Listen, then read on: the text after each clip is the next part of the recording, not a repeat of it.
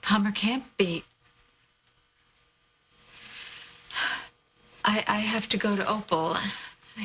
I have to call Kendall and Bianca, and I'm sure that Petey is on his way. Just a minute. But there are so many arrangements that have to be made, and Opal is going to be completely overwhelmed. Before you go running off to take care of Opal, take care of yourself for just a minute. Huh? Just take a moment to take this in. I don't want to.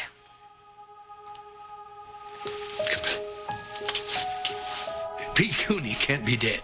He's in Europe, trying to behead that jackanape who tried to swindle him. Palmer was here. He was at the Valley Inn. And Jake Martin found him, but there was nothing that he could do.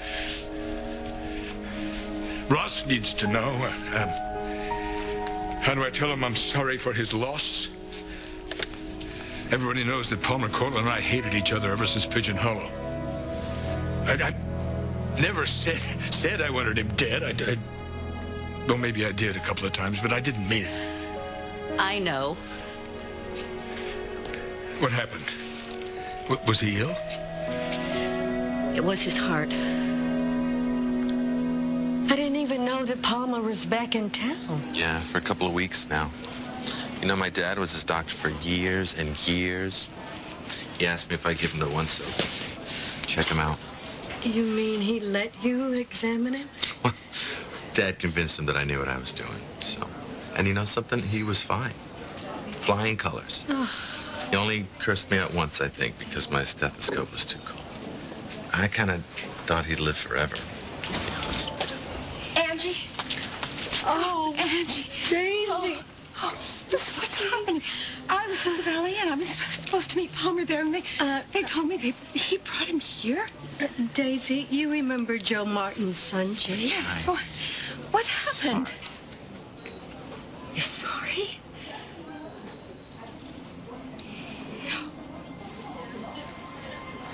No. Let me see. PC.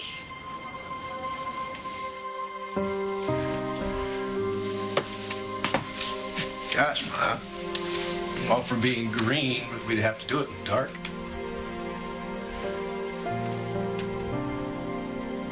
Ma? Palmer. He died. He's gone. Oh, Ma. I'm so sorry. He was here in Pine Valley. I knew he was back. I wanted to see him. I called, and he told me he was tired and maybe some other day. So I was waiting. I kept hoping that I'd get some, gold-plated invitation any day.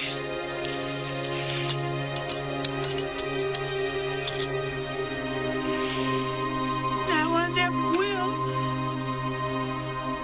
Happened to you. Because you know exactly what to do to take care of yourself. You have years ahead of you. Pete Cooney's dead, and I'd make it about me. Well, Palmer would do the very same thing if the circumstances were different. You know, the two of you were so alike. Ha! Self-made, always right, ruthless with enemies. You know, anything for family. Does that sound familiar? Yeah, he broke my sister's heart. Left her pregnant and alone. He went to war. And I raised his son. And that jerk never deserved to know the truth. Well, you came back to make him pay. Yes, and I did. Well, maybe you should have thanked him. For what? For what? Because your competition with that man gave you the drive to accomplish more every day. Everything you've ever touched, I own. Nobody will help you. Nobody will bail you out. You're finished. I own you, Adam Chandler. And there's not a damn thing you can do about it. Maybe Palmer did steal my company. But I still had everything I ever wanted. Palmer, you don't know it, but you've made me the happiest man on the face of the earth. You set out to destroy me. And I succeeded. No, not in any way that counts. The one way that counts is still solid because Brooke has come back to me. My moment of greatest defeat has become my moment of greatest triumph. Brooke has agreed to marry me. I needed you then, and I need you now. And here you are by my side. It's as if you're always there when I need you most. I should leave you. No, I want to do more. How do I honor a man that I hated my whole life? I know. I'm sorry. No, don't be silly. Erica, you're not a bystander here. I mean, you loved Palmer as much as anyone. You were business partners. You were good friends. Yeah. And this is your loss, too. He was so good to me. I know. And to my girls. Always. He treated us like we were his family. You were. I loved him so much. I know that. It's a good thing I'm not the jealous kind, I'll tell you that much. I mean, you and Palmer were so close, a lot of men would have had a hard time with that. But see, I'm smart. I knew that you two were too much alike to be anything but friends. Best friend. Yes. I do need to go to Opal now. I'll come with you. Oh. Well, you don't have to. Erica, you are always trying to do so much for everyone else. Let me do this for you, huh?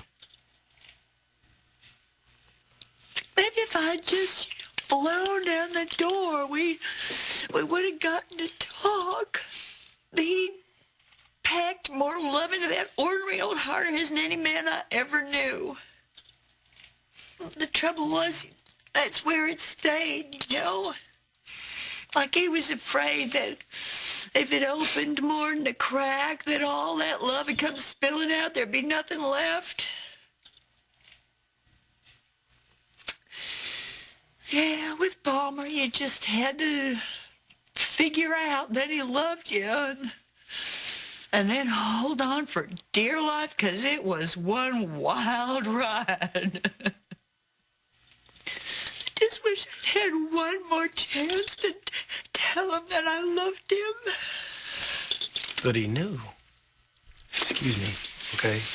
Excuse me, just 1 second. Oh, I don't Mama, think I can look at anything Mama, right please, now. okay? Just for a sec, okay? Just for a sec.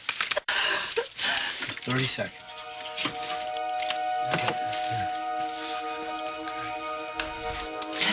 She can deny it all she wants to. I know she loves me.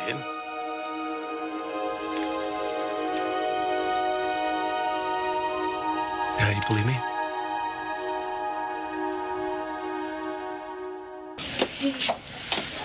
Is there anything we can do? You know, Opal asked me to pick up Palmer's personal belongings. And doesn't it seem strange to you for a first wife to be doing this?